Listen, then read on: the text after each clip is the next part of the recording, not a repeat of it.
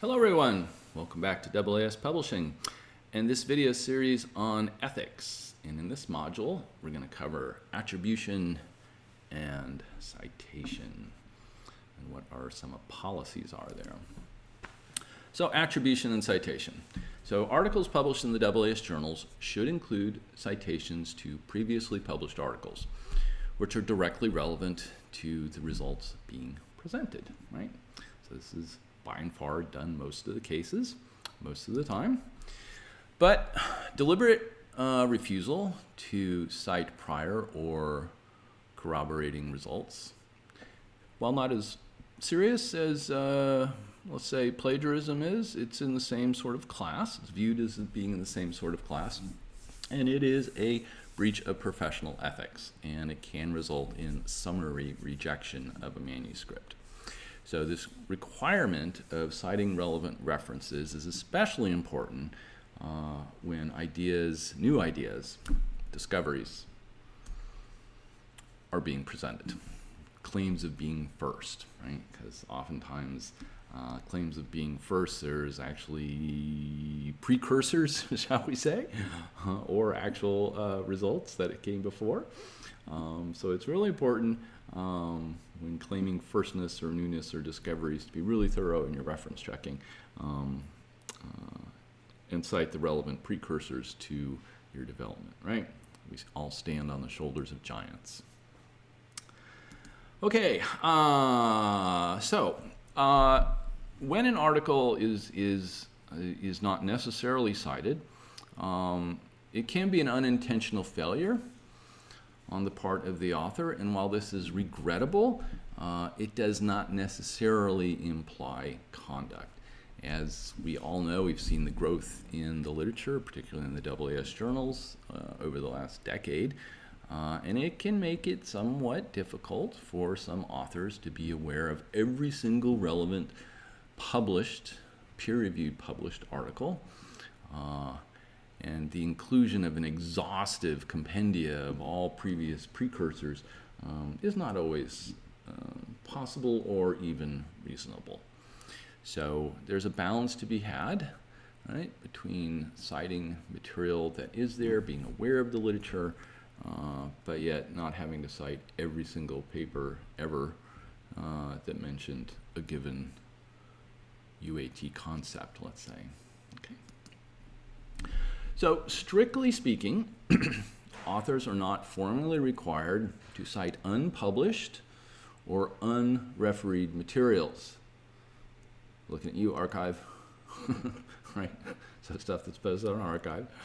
You know, especially in cases where the veracity of the unpublished work may be in question. And this has happened. This does happen. Say within the last few weeks or so. Where one is not required in the AAS journals to cite archive articles that have not yet gone through the peer review process, or conference proceedings, or things along those lines. However, when principles of common professional courtesy dictate that such attribution is appropriate, authors are expected to honor those conventions. Right? So overall, this, you can tell this is a little bit of a, there's nuances on both sides of what is cited and what is not. And there's a balance to be had there.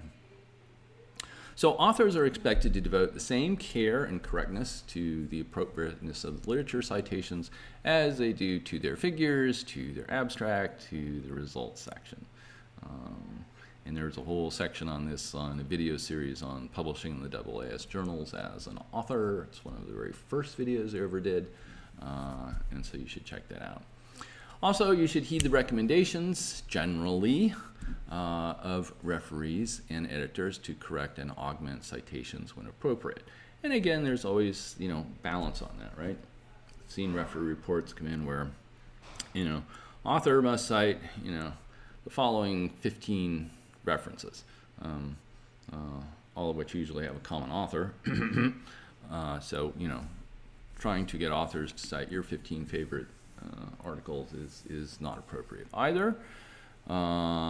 there are cases where referees will say this article should be cited, and the authors will say no because it's not relevant to the work at hand, but we ended up citing this other work instead. This is all the give and take and the process that goes on during peer review. But in general, broad terms, if referees suggest a reference, it's usually a good idea to include it. So responsibility, so let's say you go through the peer review process and you've got your proofs and now you're coming into the actual publication.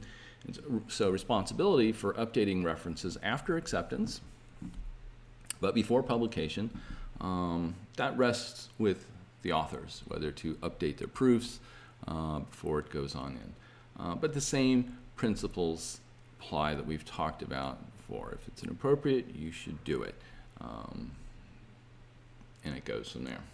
Okay, so that's a little bit what I wanted to say about references and citations. It's not quite as clear cut as, let's say, plagiarizing entire paragraphs from another work. There's a little bit of give and take, gray areas as it goes through.